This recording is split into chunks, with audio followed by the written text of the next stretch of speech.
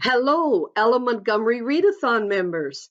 My name is Melanie Whitfield, and I am president of the Lucy Maud Montgomery Society of Ontario.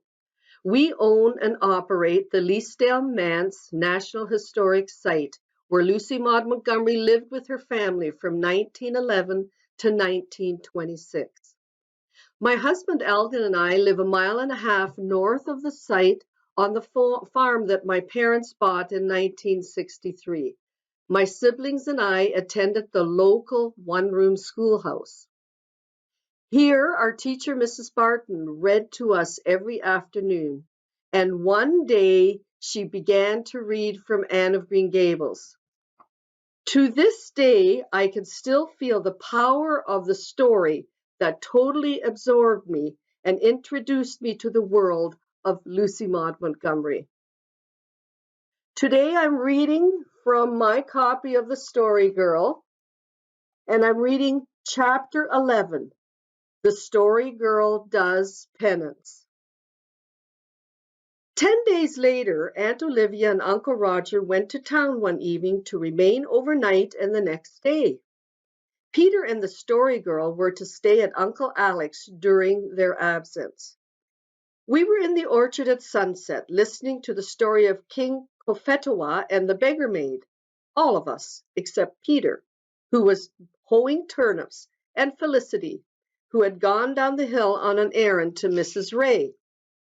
The Story Girl impersonated the beggar maid so vividly and with such an illusion of beauty that we did not wonder in the least at the king's love for her.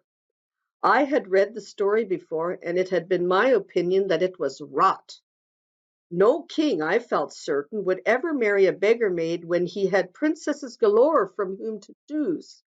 But now I understood it all.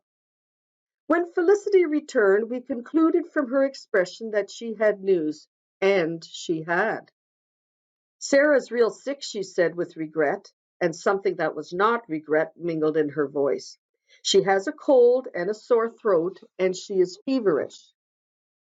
Mrs. Ray says if she isn't better by the morning, she's going to send for the doctor.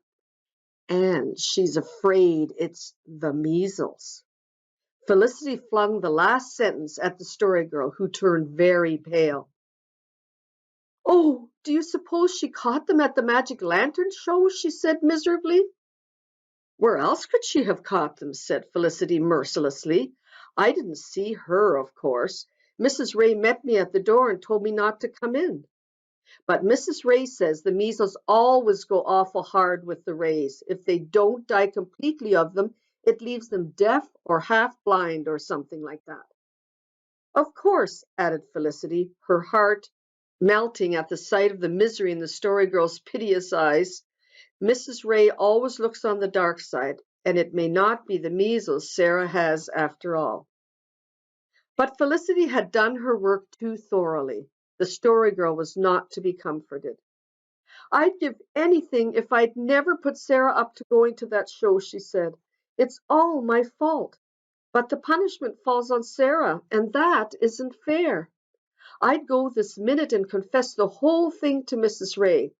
But if I did, it might get Sarah into more trouble, and I mustn't do that.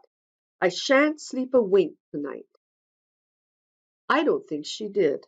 She looked very pale and woebegone when she came down to breakfast. But for all that, there was a certain exhilaration about her. "I'm going to do penance all day for coaxing Sarah to disobey her mother," she announced with chastened triumph. "Penance?" we murmured in bewilderment.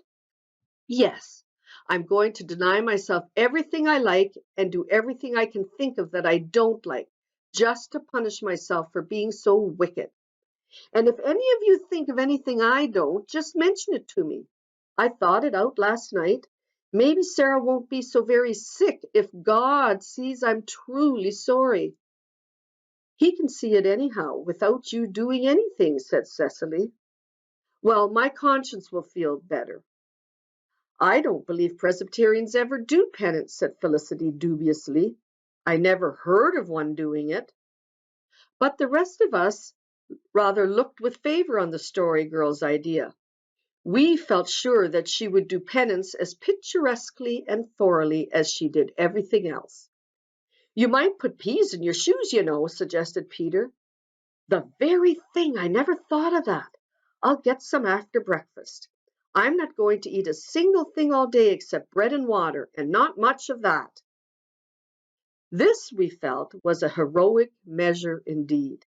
To sit down to one of Aunt Janet's meals in ordinary health and appetite and eat nothing but bread and water, that would be penance with a vengeance. We felt we could never do it, but the Story Girl did it. We admired and pitied her. But now I do not think that she either needed our pity or deserved our admiration. Her ascetic fare was really sweeter to her than honey of Hymettus. She was, though quite unconsciously, acting a part, and tasting all the subtle joy of the artist, which is so much more exquisite than any material pleasure. Aunt Janet, of course, noticed the Story Girl's abstinence and asked if she was sick. No, I'm just doing penance, Aunt Janet, for a sin I committed. I can't confess it because that would bring trouble on another person, so I'm going to do penance all day. You don't mind, do you? Aunt Janet was in a very good humor that morning, so she merely laughed. Ha! No, if you don't go too far with your nonsense, she said tolerantly. Thank you. And will you give me a handful of hard peas after breakfast, Aunt Janet? I want to put them in my shoes. Oh, there isn't any.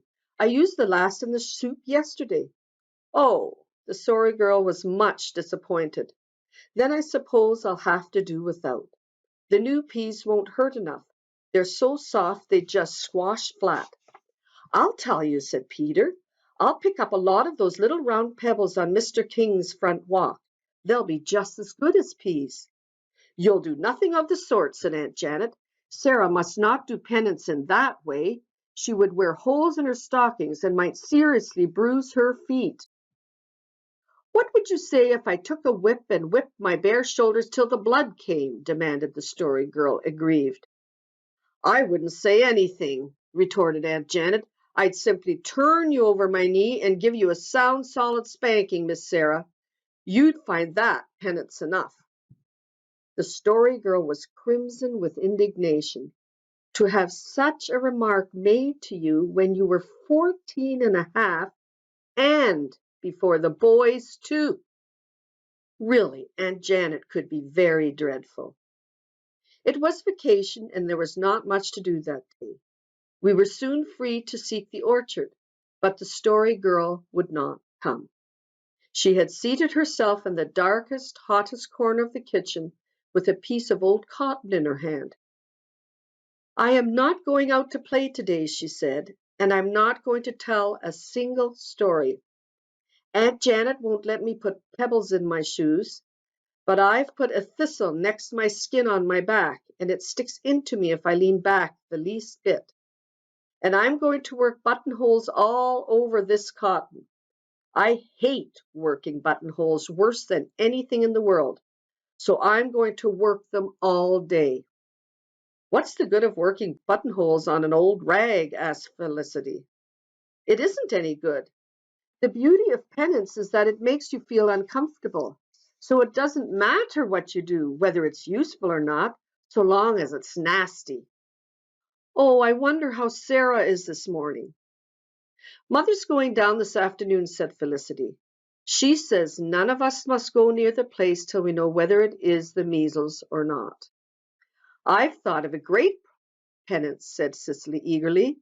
Don't go to the missionary meeting tonight. The Story Girl looked piteous.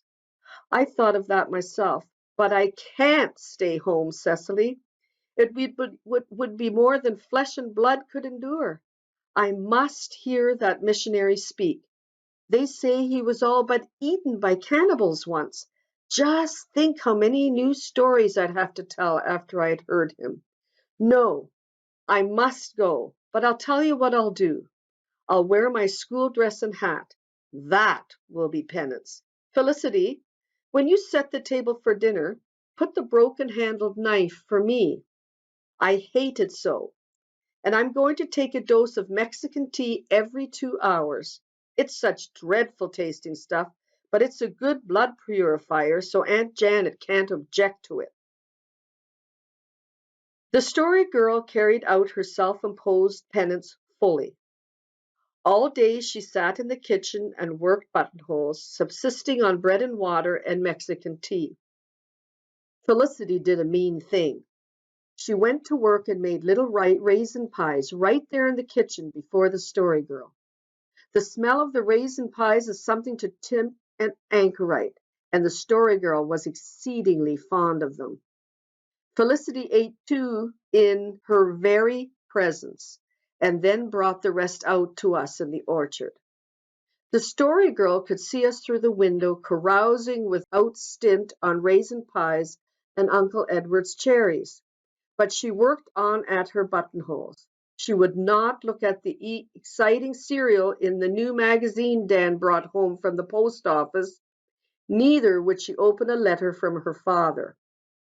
Pat came over, but his most seductive purrs won no notice from his mistress, who refused herself the pleasure of even patting him. Aunt Janet could not go down the hill in the afternoon to find out how Sarah was because company came to tea. The Millwards from Markdale. Mr. Millward was a doctor and Mrs. Millward was a B.A. Aunt Janet was very desirous that everything should be as nice as possible, and we were all sent to our rooms before tea to wash and dress up. The Story Girl slipped over home, and when she came back, we gasped. She had combed her hair out straight and braided it in a tight, kinky, pudgy braid, and she wore an old dress of faded print with holes in the elbows and ragged flounces, which was much too short for her. "Sarah Stanley, have you taken leave of your senses?" demanded Aunt Janet.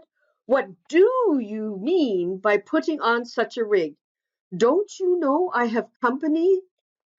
"Yes, and that is just why I put it on, Aunt Janet. I want to mortify the flesh." "I'll mortify you if I catch you showing yourself to the Millwards like that, my girl. Go right home and dress yourself decently, or eat your supper in the kitchen." The Story Girl chose the latter alternative. She was highly indignant. I verily believe that to sit at the dining room table in that shabby outgrown dress, conscious of looking her ugliest, and eating only bread and water before the critical Millwards would have been positive bliss to her. When we went to the missionary meeting that evening, the Story Girl wore her school dress and hat, while Felicity and Cicely were in their pretty muslins, and she had tied her hair with a snuff brown ribbon which was very unbecoming to her. The first person we saw on the church porch was Mrs. Ray. She told us that Sarah had nothing worse than a feverish cold.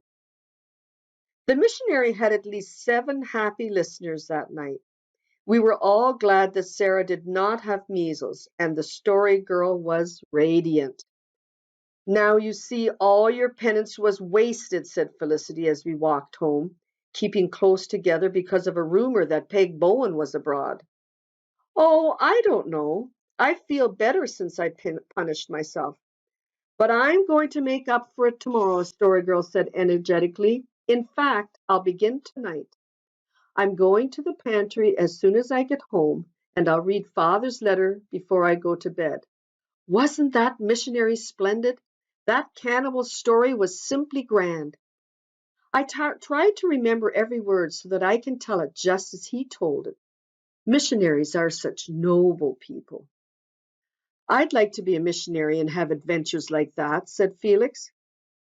"It would be all right if you could be sure the cannibals would be interrupted in the nick of time, as his were," said Dan, "but s'posen they weren't." "Nothing would prevent cannibals from eating Felix if they once caught him," giggled Felicity. "He's so nice and fat."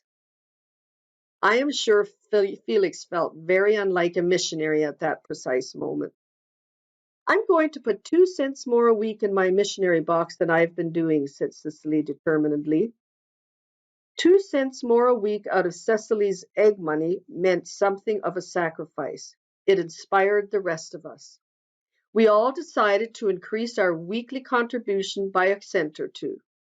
And Peter, who had no missionary box at all up to this time, determined to start one. I don't seem to be able to feel as interested in missionaries as you folks, he said, but maybe if I begin to give something, I'll get interested. I'll want to know how my money is being spent. I won't be able to give much. When your fathers run away and your mother goes out washing and you're only old enough to get 50 cents a week, you can't give much to the heathen. But I'll do the best I can. My Aunt Jane was fond of missions. Are there any Methodist heathen? I suppose I ought to give my box to them rather than to Presbyterian heathen. No, it's only after they're converted that they're anything in particular, said Felicity. Before that, they're just plain heathen. But if you want your money to go to a Methodist missionary, you can give it to the Methodist minister at Markdale. I guess the Presbyterians can get along without it and look after their own heathen. Just smell Mrs. Sampson's flowers, said Cecily, as we passed a trim white paling close to the road, over which blew odor sweeter than the perfume of Araby's shore. Her roses are all out, and that bed of Sweet William is a sight by daylight. Sweet William is a dreadful name for a flower, said the Story Girl. William is a man's name, and men are never sweet. They are a great many nice things, but they are not sweet and shouldn't be. That is for women. Oh, look at the moonshine on the road in that gap between the spruces. I'd like a dress of moonshine with stars for buttons. It wouldn't do, said Felicity decidedly. You could see through it, which seemed to settle the question of moonshine dresses effectually.